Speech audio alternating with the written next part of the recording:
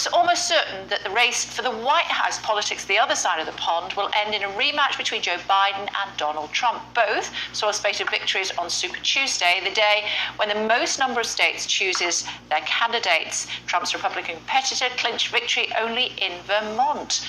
Let's get more. Should we join by Republican strategist and former chair of the Nevada Republican Party, Amy Tarkanian. Hi, Amy. Good to see you. Talk to me, if you would, please, about how you thought it went last night. Well, unfortunately, it unfolded exactly how we all anticipated. From watching all of the polls, whether if they were left-leaning, right-leaning, centrist, they all showed that Donald Trump would sweep Super Tuesday. It was nice that Nikki Haley was able to at least pick up some delegates. I think, her fight is a well-fought one. You see actually a pattern roughly of 4 out of 10 Republicans are not happy with a possible Trump nomination. So I think that's a message that the Trump campaign needs to take seriously. And when Donald Trump and even his daughter-in-law, Laura, both make comments saying that Romney Republicans or Republicans who are not 100% in lockstep with Donald Trump are no longer welcome in the party and that they'll be removed, they need to be careful because they need to think strategically about bringing these people back into the fold when it's time for the general. So it does seem that Nikki is still digging her heels in and is going to continue at this point. But when you need 1,215 delegates and Donald Trump already has 1,006 and counting, I think that the message is pretty clear. It's probably time to step aside. Why do you think she hasn't? Well, I think because of the reason I just stated, there are a number of Republicans who are really dissatisfied with a possible nomination of Donald Trump. They do want to have a fresh voice. And I think that her message has been a really good one. Do you still want to have somebody who's surrounded by chaos, toxicity, a number of indictments that he's going to have to focus on? He won't be able to put 100% of his efforts into the American people. And I think that's something that should be taken seriously.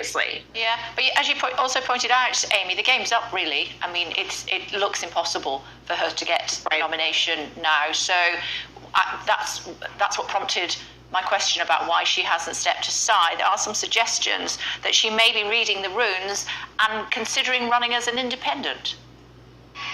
Right, and I think that there are some people who would hope that she would take that consideration and run with it, but she's already stated that she plans on remaining as a Republican and just continuing to spread her message of Republican conservative values. And I think maybe what she's doing is still setting herself up for 2028. And that's why you also see somebody like Governor Ron DeSantis, who many of us had so much hope for in the beginning and looked great on paper, but I think his campaign staff just didn't do him any favors, unfortunately. He's looking at running again in 2028. And so you have these two strong individuals who have already said that they are not going to even think about being a possible VP choice for Donald Trump if he were the nominee. Let's bring in Jordan Zaslow as well, Democrat strategist. Good to see you. Thank you for joining us on the program this morning, staying up late for us. How do you think it went last night? I think it went exactly as everyone had anticipated. I didn't see anything different, including Nikki Haley winning Vermont. I think that was also something that most folks had anticipated. So weren't a lot of surprises, but here we go. We're off to the races. Yeah, we are. Are you surprised that we didn't see the president in person, instead deciding to issue a written statement? No, I don't necessarily think so. I think that there's a lot on his plate right now, but I do think that there's still time. It's 2:44 a.m. here on the East Coast in the United States, so maybe there will be something from their office tomorrow.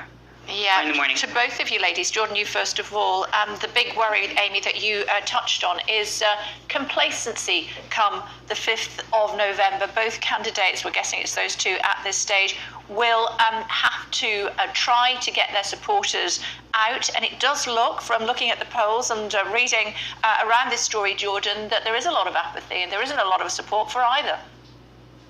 Yes, and that would be correct. And Joe Biden actually is going to address the nation on Thursday. He's going to give the State of the Union, and he's going to have to do an excellent job, I think, on his messaging in order to reassure his base that he's still able to get the job done and get it done well. And he's going to have to touch on a number of issues: immigration and the border, number one; number two, inflation and the economy. And I think if he does a decent job in stating how he's going to fix these scenarios, then I think he'll be able to hold on to a number of Democrats. Because if you look at polling across the nation, once again, he is either even or upside down, even with demographics that normally a Democrat would be able to hold fairly easily, being with Muslim Americans and Hispanics.